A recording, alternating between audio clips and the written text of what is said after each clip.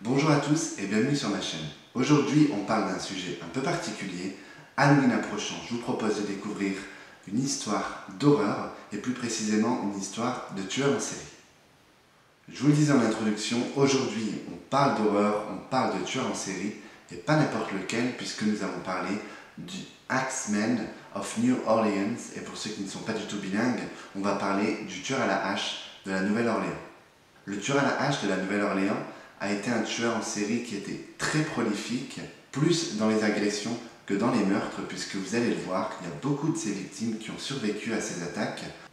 Vous vous en doutez, le tueur à la hache attaquait ses victimes avec une hache, mais d'une manière bien particulière et toujours selon le même procédé, comme souvent avec les tueurs en série. Notre histoire commence à la Nouvelle-Orléans en 1910. La ville subit une série d'attaques à la hache d'un individu qui pénètre dans les maisons la nuit et qui vient attaquer ses victimes à coups de hache lorsqu'elles dorment. Les attaques vont durer plus d'un an avant que des victimes succombent de leurs blessures et que l'agresseur devienne officiellement un meurtrier. C'est en juin 1911 que survient ce meurtre avec la mort de Joe Davy. Le fendeur, comme on le surnomme à l'époque, fait sa première victime. Bizarrement, il va disparaître pendant plus de 6 ans et refaire surface en 1918 à la Nouvelle-Orléans. C'est en mai 1918 que le tueur revient avec l'agression de Joseph et sa femme Catherine Maggio, donc directement chez eux. Ils vivent au-dessus de leur épicerie et lorsqu'ils dorment, un individu pénètre dans leur chambre et va venir donc les agresser. Alors il va commencer par les égorger. Quelques minutes plus tard, lorsque les frères de Joseph pénètrent dans leur chambre, ils découvrent Catherine qui est déjà décédée, sa tête ne tenant presque plus à son corps, et Joseph qui gît dans une mare de sang. Il vit encore, mais cela pour quelques secondes, puisqu'il n'aura même pas le temps de décrire leur agresseur. Lorsque les policiers arrivent, ils découvrent la hache qui a servi à l'agression, ils découvrent les vêtements du tueur tachés de sang, mais surtout, et c'est ce qui va caractériser le tueur à la hache, ils vont découvrir dans la porte d'entrée un trou qui a été fait du coup au ciseau à bois. Donc le tueur en fait n'a pas défoncé la porte, il est rentré, il n'a pas fait d'effraction, il a simplement troué en fait la porte. Je vous mets une photo pour que vous puissiez comprendre et il se glisse à l'intérieur du trou pour aller directement dans les maisons. Ça c'est ce qu'on va retrouver dans quasiment tous les meurtres puisque ça sera sa signature. Il va y avoir aussi une psychose donc à la Nouvelle-Orléans et les gens vont essayer de barricader leurs portes et c'est ce qui va d'ailleurs sauver plusieurs victimes. Je vous en parlerai juste après. Alors je ne vais pas vous inonder avec le nom des victimes du tueur à la hache puisque c'est pas forcément intéressant et puis je ne vais pas vous inonder avec les noms, mais en tout cas ce qu'il faut savoir c'est que les agressions vont se multiplier. Il va y avoir au moins une agression tous les mois pendant un an, donc du coup jusqu'en 1919, et il va vraiment créer une psychose en fait dans la Nouvelle-Orléans. Je vous le disais tout à l'heure, il va y avoir énormément de gens qui vont avoir leurs portes d'entrée qui seront un peu abîmées. Il y en a qui vont retrouver des ciseaux à bois devant leur porte, il y en a qui vont retrouver des haches. Donc c'est vraiment une psychose qui s'installe sur la ville.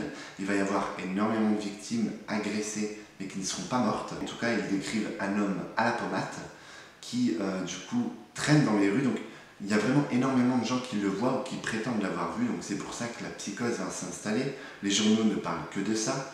Vous allez en plus avoir cette espèce d'engouement pour ce tueur qu'on surnomme maintenant le tueur à la hache. Le 5 août, donc du coup de la même année, vous avez Madame Edward Schneider, donc, qui est une des victimes les plus célèbres puisqu'elle était enceinte de 8 mois et elle se fait agresser donc, chez elle, dans son lit.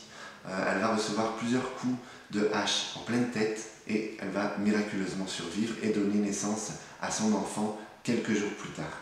Elle va aussi décrire un homme grand à la pommade, en tout cas à la peau foncée, qui est du coup entré chez elle et on va toujours retrouver une hache donc, qui aura été mise simplement sur le devant de la porte, sur le perron. Donc toujours cette hache et toujours ce trou dans la porte qui va du coup signer le passage du tueur à la hache. Il faut comprendre aussi que le tueur à la hache va agresser les gens, il va les tuer, mais il ne va rien voler. Il semble avoir absolument aucun motif. Les victimes ne sont pas connectées entre elles. Les victimes sont même différentes au niveau de leur âge, au niveau du physique. Vous savez certainement que les tueurs en série, en général, tuent par exemple des femmes qui ont toujours un peu le même look, le même physique. Là, rien ne concorde. Il n'y a absolument aucun lien entre les victimes. Il y a des personnes qui sont agressées chez elles. Il va y avoir un déferlement de haine et de violence, donc elles ne vont pas survivre. Et il y en a d'autres qui vont, alors permettez-moi l'expression, qui vont se recevoir simplement un coup de hache et le tueur va s'en aller. Du coup, elles sont agressées, mais elles restent en vie. Elles parfois succombent à leurs blessures, mais en tout cas, il y en a certaines qui restent en vie. Et toutes ces victimes vont décrire la même personne. Un homme grand à la peau foncée et avec un chapeau en fait, qui vient lui cacher le visage. La personne qui fait ça, elle est très organisée. Il va y avoir beaucoup de personnes qui, je vous le disais tout à l'heure, retrouveront du coup leur porte qui aura été tentée d'être forcée. Donc on est sur un tueur en série qui est très prolifique, il veut absolument agresser un maximum de personnes et c'est ça qui va instaurer la psychose. Ce qu'il faut savoir aussi, c'est que bon nombre de victimes en fait sont des épiciers, des boulangers, ou en tout cas ce sont tous des commerçants. Donc il y a vraiment une psychose qui s'installe chez les commerçants de la Nouvelle-Orléans à l'époque.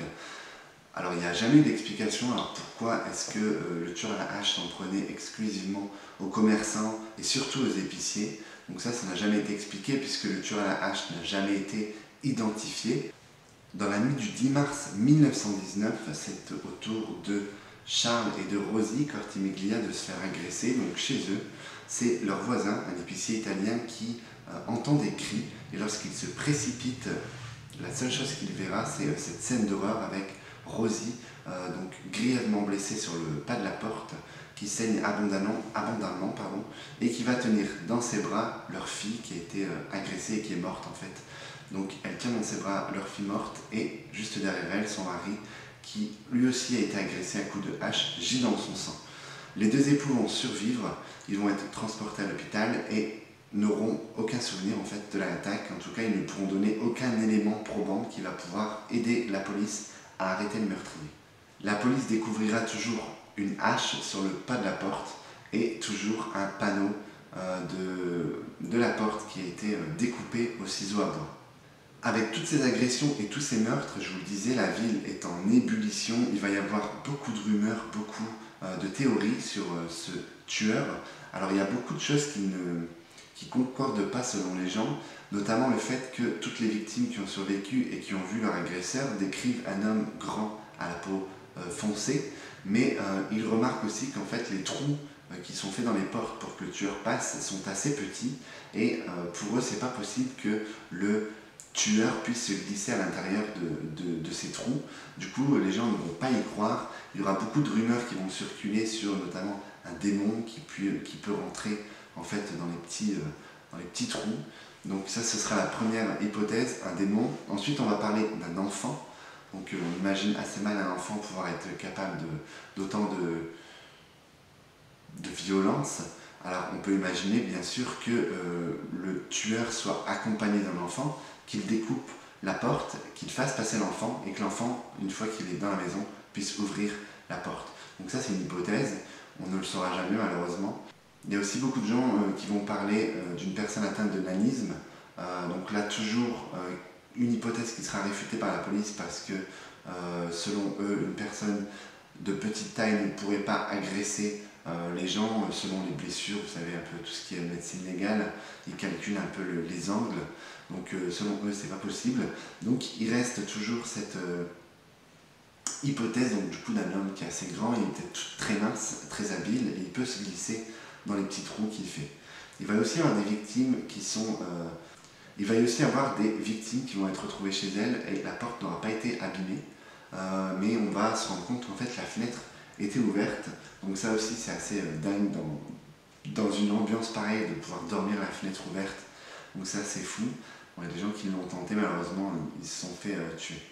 Le vendredi 14 mars 1919, soit 4 jours après l'attaque de la famille et la mort de la petite fille, le journal local, donc le New Orleans Times reçoit une lettre qui est supposément écrite par le tueur et qui va en fait délivrer un message qui va faire de cette affaire une affaire encore plus étrange. Alors je ne vais pas vous lire la lettre parce qu'elle est assez longue, mais je vous la mets en barre d'infos si vous êtes curieux. Donc la lettre, elle est clairement écrite par quelqu'un qui est pas stable, en tout cas qui est un peu cinglé, on peut le dire. Il va s'adresser en fait à tout le monde en commençant sa lettre par « estimé mortel ». L'auteur de la lettre se revendique être le tueur à la hache et il va simplement expliquer qu'il est un démon et qu'il est en contact direct avec du coup, Lucifer, avec le diable, et qu'il descend sur terre, donc du coup assez régulièrement pour tuer. Dans cette lettre, l'auteur va en fait indiquer au journal, aux enquêteurs et à tous les habitants qu'ils doivent s'estimer heureux, qu'ils ne fassent pas plus, qu'ils ne fassent pas pire. Tout simplement, il leur dit, je vous lis le petit passage qui est juste ici, c'est-à-dire, sans aucun doute, vous, Néo-Orléanais, pensez que je suis un meurtrier des plus horribles, ce que je suis. Mais je pourrais être bien pire si je le voulais. Si je le souhaitais, je pourrais visiter votre ville tous les soirs. Je pourrais tuer des milliers de vos meilleurs citoyens à volonté, car je suis en relation étroite avec l'ange de la mort.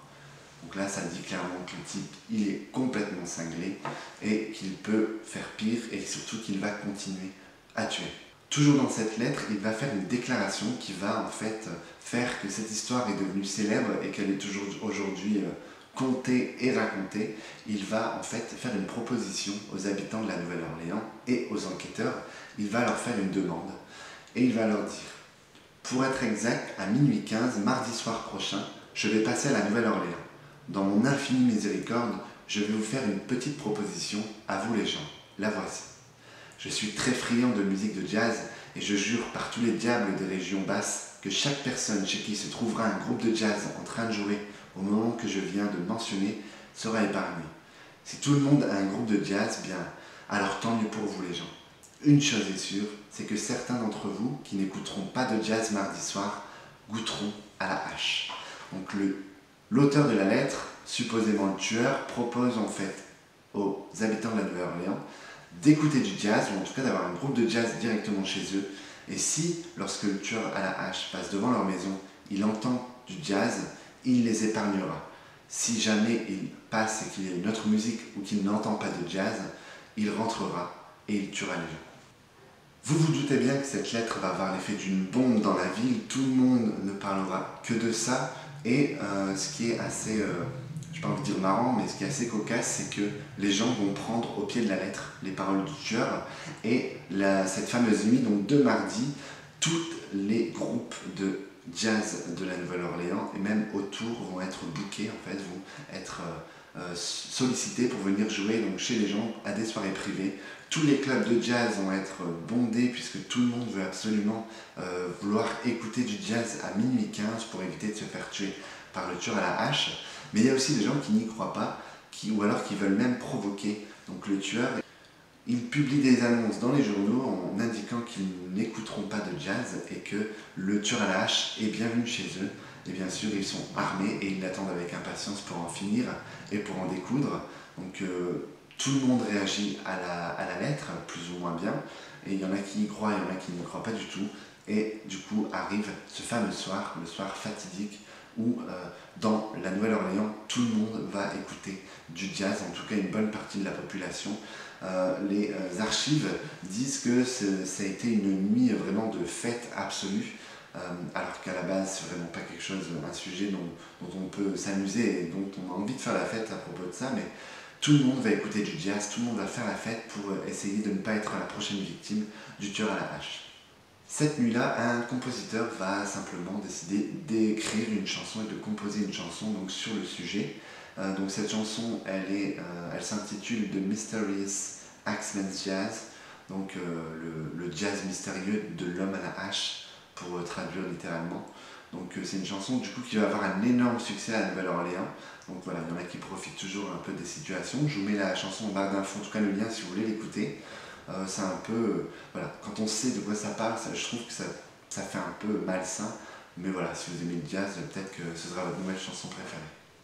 Cette nuit-là, personne ne sera agressé, personne ne sera tué, donc apparemment l'homme à la hache est satisfait puisqu'il ne va pas agresser de personne, mais il va simplement, en tout cas, je ne sais pas si vraiment il s'est baladé dans les rues en écoutant le jazz aux maisons, ce qui serait assez flippant je trouve, surtout en se baladant avec une hache, c'est pas très discret, donc on peut peut-être supposer qu'il est même pas venu à la Nouvelle-Orléans, ou tout simplement qu'il a profité de la situation, parce qu'il y a beaucoup de tueurs en série qui dialoguent avec les journaux pour se faire un peu mousser, donc là je pense qu'il a dû prendre son pied, et ça se trouve il était même lui-même joueur de jazz, donc voilà, ça c'est des hypothèses aussi qui circulent sur internet et qui circulaient à l'époque, donc peut-être que c'était un joueur de jazz et peut-être même que ça, enfin, on peut tout imaginer, ça se trouve le mec qui a composé cette chanson, ça se trouve c'était lui le tueur, enfin, vous vous rendez compte, on peut tout imaginer. Donc là on est en mars et il va falloir attendre août pour avoir une nouvelle agression. Donc là les gens pensaient qu'avec le jazz, l'homme à la hache était parti, mais en août il va revenir, il va agresser une nouvelle victime. Du coup toujours le même procédé, il découpe la porte, il entre et il va agresser donc la personne dans sa chambre à coups de hache. Donc il va survivre, la victime va survivre et elle va réussir à sortir en fait de chez elle et à alerter quelqu'un. Donc ça doit être aussi ça une scène dingue. Vous êtes dans la rue et vous voyez quelqu'un qui sort avec du sang partout et enfin, une agression à la hache, je pense que ça doit être assez impressionnant. Et qui va en fait survivre. Il va même marcher jusqu'à l'ambulance pour se rendre à l'hôpital. La victime, Frank, ne retrouvera jamais vraiment la mémoire, du coup, pas moyen d'avoir encore une description plus précise ou encore avoir des indices pour pouvoir arrêter l'homme à la hache.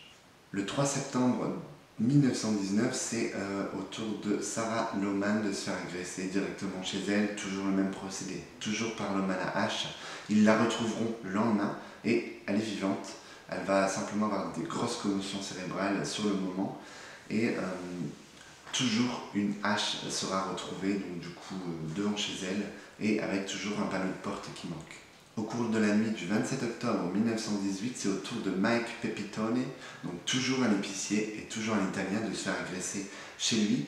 Sa femme qui dort avec les 6 enfants dans la chambre à côté va du coup survivre, elle ne se fera pas agresser, elle va entendre des bruits en fait de l'agression, des cris. Lorsqu'elle va sortir de la chambre, elle va en fait tomber nez à nez avec le tueur à la hache qui va s'enfuir. Lorsqu'elle pénètre dans la chambre, son mari est déjà décédé. Bizarrement, cette agression sera la dernière, on n'entendra plus parler du tueur à la hache, en tout cas il ne fera plus parler de lui.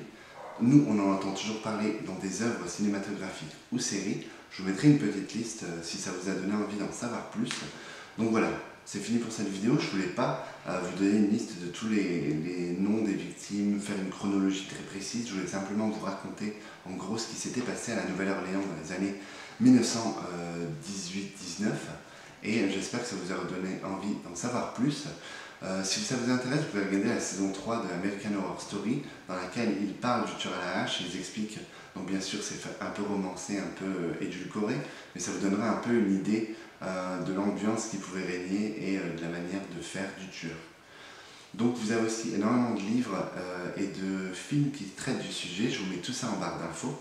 N'hésitez pas à vous abonner, n'hésitez pas à aimer la vidéo, à commenter, à me dire ce que vous en avez pensé. Je reviendrai bientôt pour d'autres vidéos sur le thème d'Halloween avec d'autres tueurs en série, peut-être même un maquillage FX, je suis en train de faire les tests, je devrais que je galère un petit peu. Pour le moment, n'hésitez pas à vous abonner, je vous le disais, n'hésitez pas à me suivre sur Instagram, ça me fera plaisir. Vous pourrez me suivre au quotidien et me poser des questions, je réponds à tout le monde. N'hésitez pas à mettre un pouce, ça fait toujours plaisir. Moi je vous dis à bientôt et n'hésitez pas à partager la vidéo pour vous donner un peu de frisson à vos amis pour Halloween.